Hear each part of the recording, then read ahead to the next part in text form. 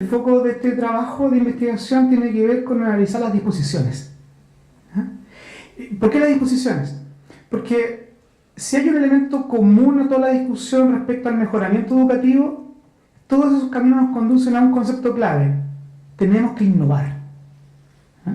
Innovar para mejorar, para adecuarnos, para contextualizar a las realidades exigentes. No nos sirven las prácticas del compañero al lado. No es copiar y pegar en las prácticas docentes. Eso exige aprender a leer la realidad, pero también aprender a innovar para poder adecuarnos. Y desde mi propia posición conceptual y teórica, uno de los aspectos claves para entender las innovaciones tiene que ver con las disposiciones que tienen las personas para enfrentar ese escenario.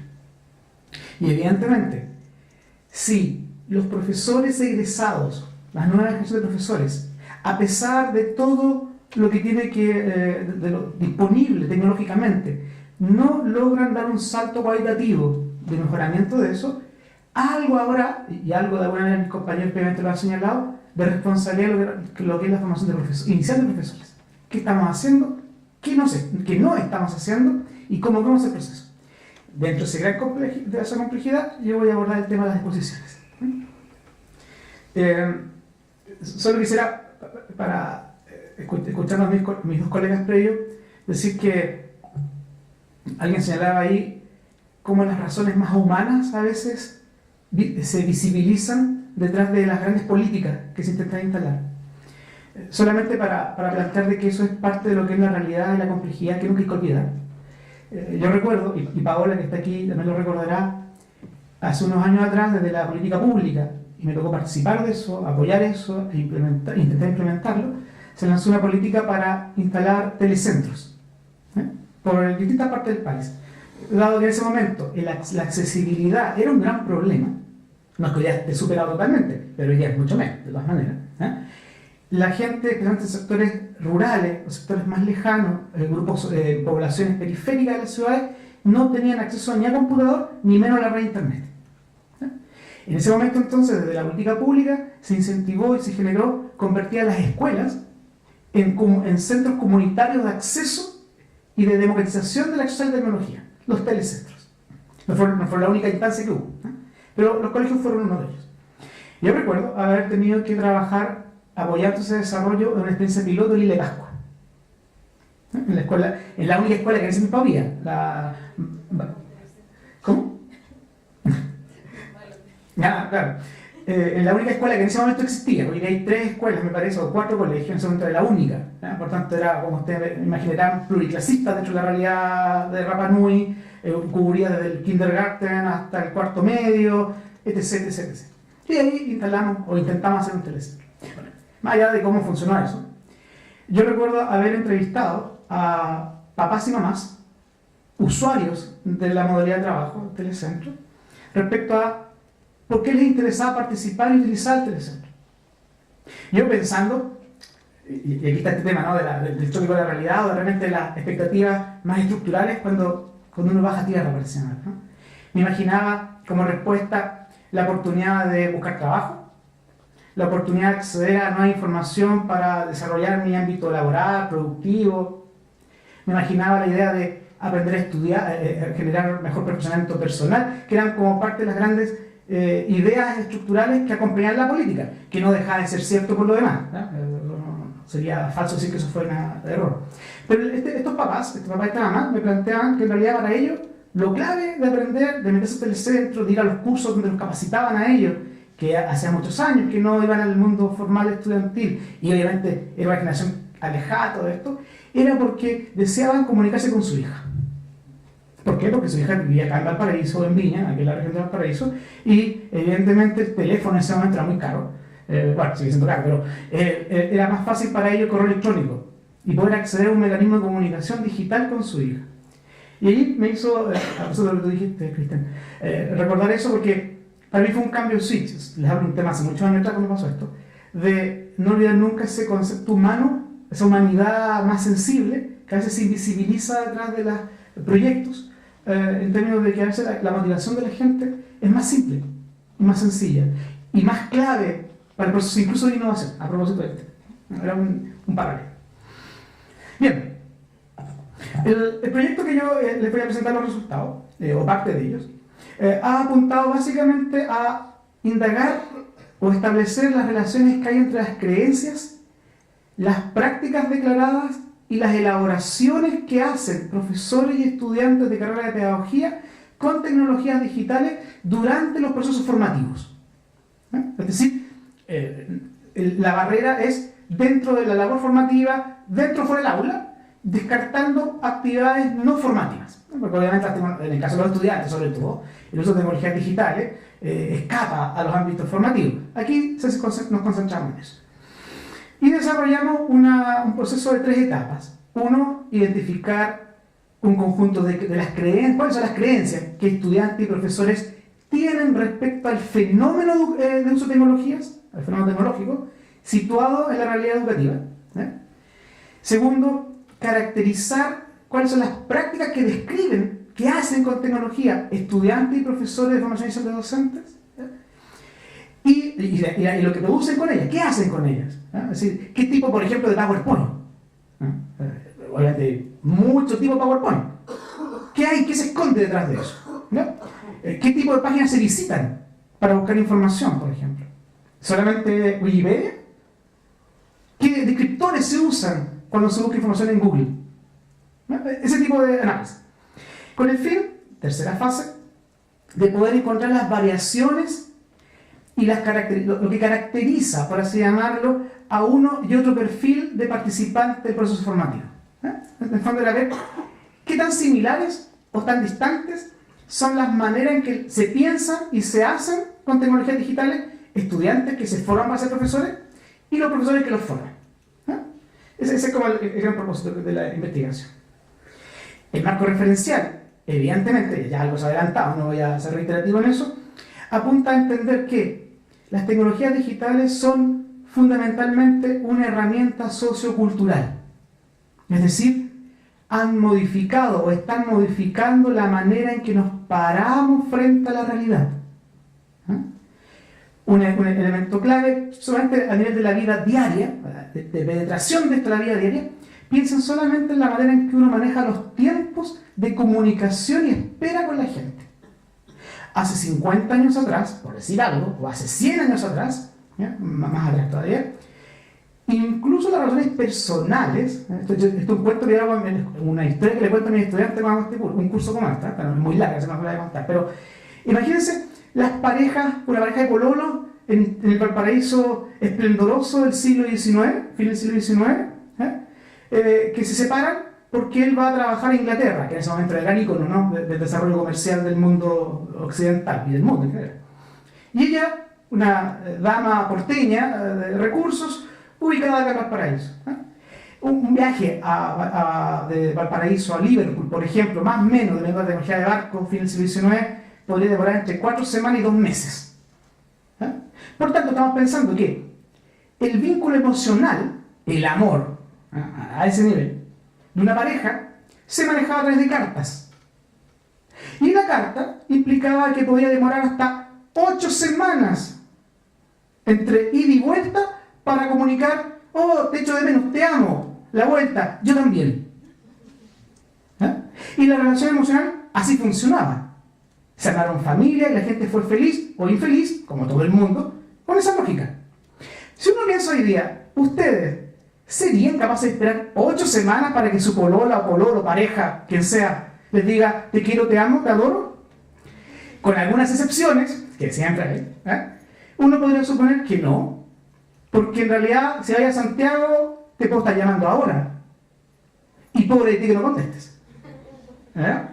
Incluso con los aviones, con tecnología más avanzada, antes se puede conectar desde los aviones. Hoy hay tecnología que permite hacer eso. Es más cara, pero se puede hacer. Si ustedes piensan, la situación temporoespacial de las personas, de donde construimos nuestra realidad, sea o no formativa, se ha modificado.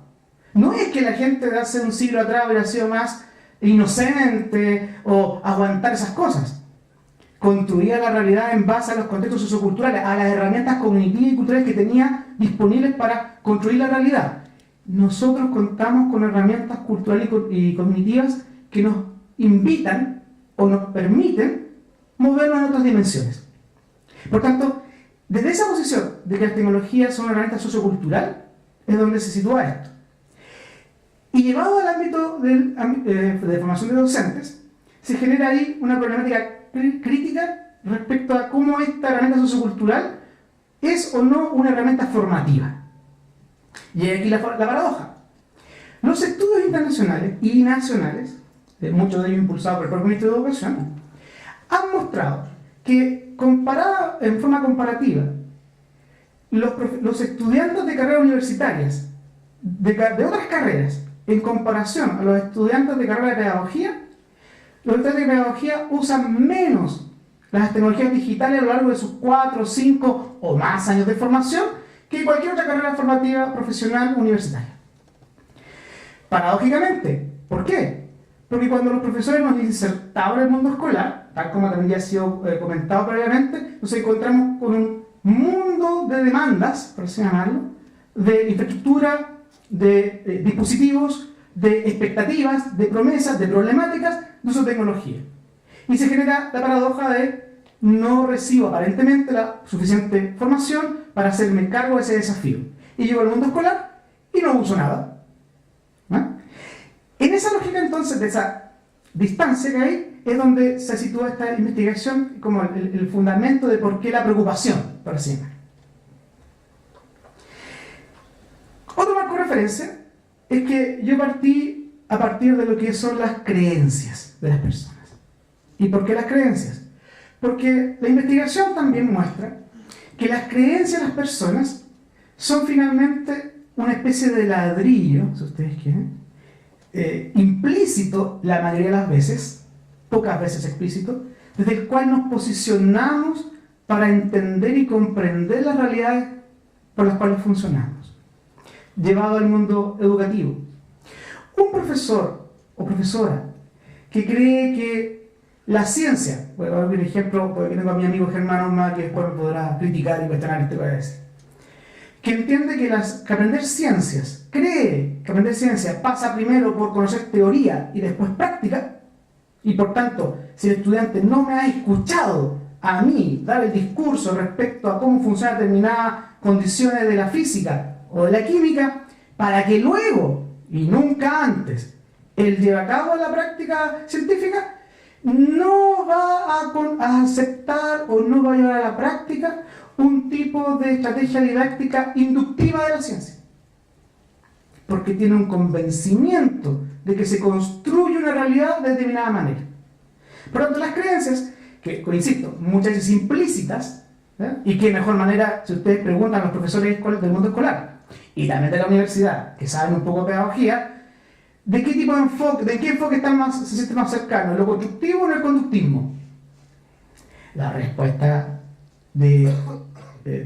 políticamente correcta tendría que ser lo más constructivo. No obstante, sus convicciones de cómo se aprende y cómo se enseña, cuando uno escarba ahí, responden a otros patrones que están implícitos.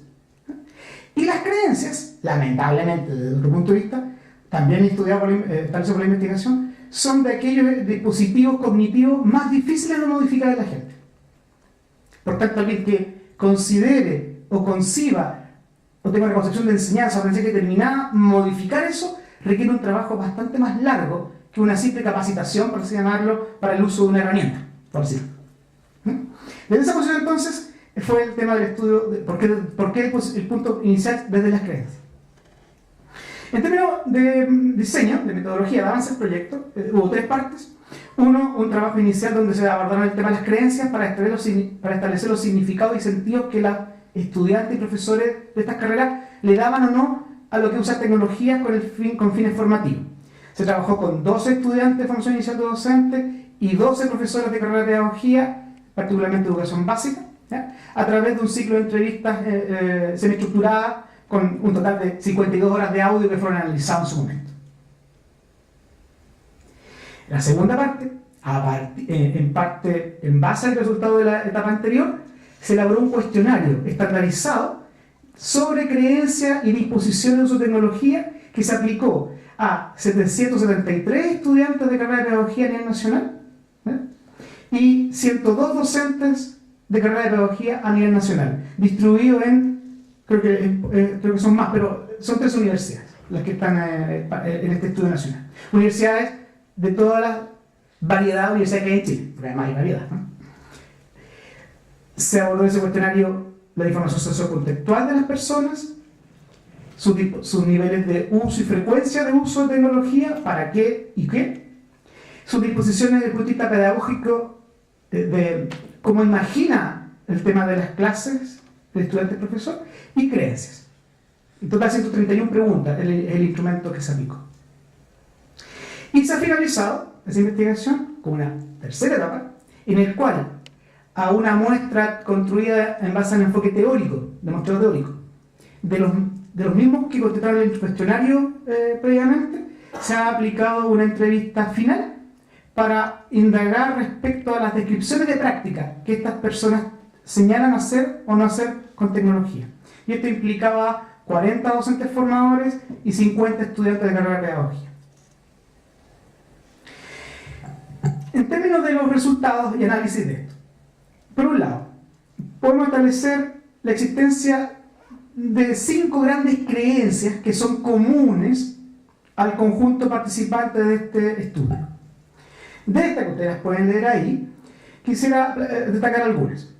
La primera, hay un reconocimiento y una convicción en la mayoría de estos informantes de que las tecnologías digitales son un medio de motivación para aprender.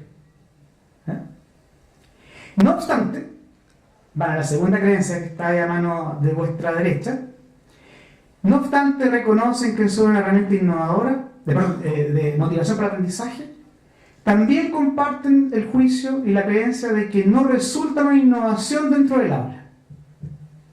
La principal razón de que no resulte un elemento innovador dentro del aula corresponde, entre otras cosas, a la falta de formación que ellos mismos sienten tener, tanto profesores como estudiantes, y al abuso que se hace de ciertas herramientas tecnológicas como el PowerPoint, por ejemplo, y la manera en que ésta se ocupa dentro del aula.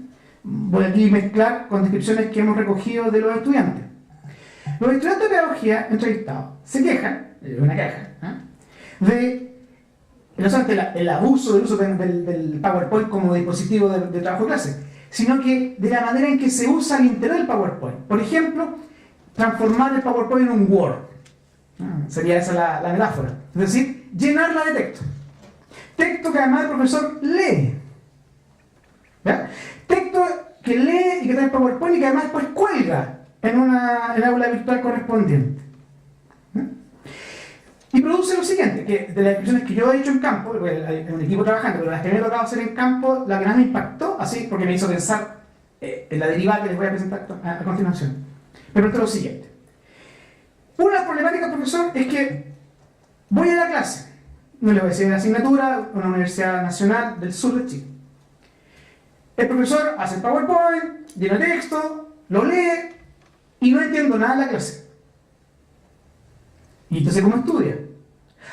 Es que después entonces lo que hago yo es que bajo el PowerPoint del aula del ambiente virtual y lo estudio en mi casa, y con eso me hago la prueba. Y entonces la pregunta, que viene de derivada natural, y entonces, ¿cuál es el sentido de ir a usted a clases? Porque si va a clases y no entiende lo que el profesor está planteando, aun cuando ocupa los recursos, y luego ocupa el recurso para aprender sola, y con eso logra como hacer articulado, la pregunta crítica es, ¿y para qué hacemos las clases en la universidad entonces? Obviamente la respuesta de la chica no es una respuesta, porque tampoco lo tiene claro. La respuesta más bien para mí, o la pregunta, y para nosotros, ¿qué pasa entonces en las clases? Si la tecnología está ocupando ese espacio. No, es un ejemplo, no pasa en todos lados, hay buenos ejemplos también, pero un caso crítico, si pasa eso y se puede repetir en otros, ¿qué pasa entonces con el uso del tiempo de las 90 o 45 minutos de clase semanal y más de la asignatura? Si el PowerPoint viene a reemplazar, en este caso, algo que se hacía previamente, que es el discurso, el uso de esos 90 minutos no se está aprovechando, como debería ser, porque ya el discurso no sirve porque está reemplazado, o se puede derivar de otra manera. ¿Me siguen? Entonces, ahí hay una discusión fuerte a propósito de la segunda creencia. Son motivadoras, pero no resultan innovadoras. La otra que quiero destacar, y que aquí lo planteo porque también aquí lo han planteado mis colegas anteriormente, y hay una coincidencia, especialmente en los estudiantes, pero también los profesores respecto a los estudiantes, no respecto a sí mismos, los profesores no lo ven así, lo ven reflejado en los estudiantes. Es que el uso y presencia de tecnologías digitales, cualquiera que éstas sean, desde los celulares inteligentes hasta los notebooks o lo que sea, muchas veces obedece a una presión social de competencia de imagen entre los estudiantes. Eso lo dicen los estudiantes. Es decir, mis compañeros o yo muchas veces nos sentimos presionados a adquirir o a aprender a usar o a demostrar que manejamos estas herramientas, desde el Facebook hasta los celulares, porque es parte de nuestra imagen de integración social o de integración de pares en la universidad. Luego, a mí el profesor fue muy revelador. Yo no me imaginaba eso. Para mí, no sé que fue para un descubrimiento, en lo personal. Probablemente otra gente ya lo sabía, pero yo no me imaginaba que para los estudiantes el uso de tecnología digital fuera un estandarte de posicionamiento social dentro de los grupos de pares. Pero está resultado también de una manera como es una creencia presente. Bueno, eso permite levantar evidentemente un conjunto de redes de relación entre tipo de creencias que la gente va teniendo respecto a sus tecnologías digitales, en la cual uno podría conectar como, por ejemplo, la falta de innovación dentro de las aulas confluye, no es monocausal esto más bien es recursivo, confluye con una crítica y otra creencia en los estudiantes de sí mismos, estudiantes de carrera de pedagogía, y también ratificado por los profesores.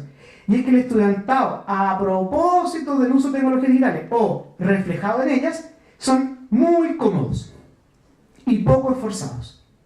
Y por tanto, parte de la problemática de la innovación, y aquí está la relación recursiva profesor-estudiante, es que el profesor espera, como él no maneja la tecnología digital, que sean los estudiantes los que puedan llevar el pandero, por así llamarlo, del uso de tecnología digital. Y los estudiantes, que también esperan que los profesores lo hagan, no lo hacen porque en realidad se sienten que, ¿para qué? Si en realidad después voy a internet y encuentro todo. ¿Para qué voy a hacer un esfuerzo de trabajar determinada estrategia o proponer determinada estrategia cuando en realidad no me motiva ni me genera mayor y me quita esfuerzo? Entonces, el tema como del esfuerzo de los estudiantes o la comodidad de los estudiantes como una creencia, también estaría presente y vinculado de alguna manera, insisto, no me atrevo a decir monocausal porque no es, yo creo que no lo es así, pero se refleja a propósito de la facilidad, del facilismo que ofrecen las tecnologías digitales. Y esto queda reflejado en lo siguiente. Muchos estudiantes entrevistados en la última etapa no van a clases, más allá del tema de la asistencia, si es obligatorio o no, y esa discusión, porque nos dicen, ¿para qué? Si en realidad después voy al aula y bajo los recursos. Y como saben o presumen que el profesor más o menos hace lo mismo que está en el PowerPoint o en la herramienta que haya colgado, la clase se hace innecesaria. Y por tanto, no voy a aprender con otros.